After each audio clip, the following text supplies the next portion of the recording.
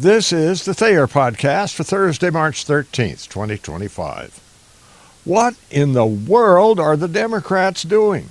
Is the DNC in tune with the pulse of Democrats in America? I haven't run away from politics, but somehow it feels like I've bailed completely. When I lived in Tucson, I was a registered Republican and served on the Republican Central Committee.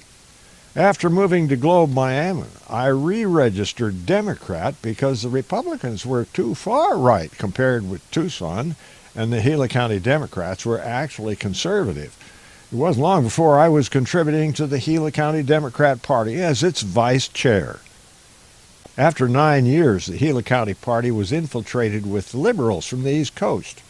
That's when the Republicans caught the ear of many loyal Democrats, and that's when the political environment turned from blue to red in just under 2 decades. Democrats' failure to hold Gila County didn't faze Arizona's party organizers. They took Maricopa County and turned Arizona purple. That's when the party started its downhill slide. That's when the crazies took over the most populous county in the state. I'm sorry to say that perfectly sane Americans who are wonderful people otherwise are acting like they're inflicted with rabies or something. They're yelling and screeching and picketing and cussing and being generally disruptive in places one would expect displays of a much calmer demeanor. The worst example of how humans are taught not to act was on the left side of the aisle at the President's State of the Union address last week. How the entire delegation of Democrats could fail to stand and cheer for DJ, the 13-year-old brain cancer survivor, is beyond my comprehension. While showing off pink tops to show support for women, how they could possibly fail to show support for the young lady who suffered head trauma administered by a transgender participant in a supposedly all-female volleyball sports competition. Good grief! Thing is, the Democrat Party seems to have forgotten how politics works.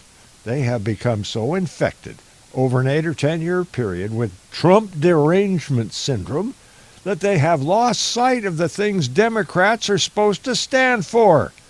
The American work ethic, economic freedom, the value of friends and family, the necessity of manners and politeness in public, the right to worship and the right to speak calmly about one's political beliefs from a soapbox in the town square.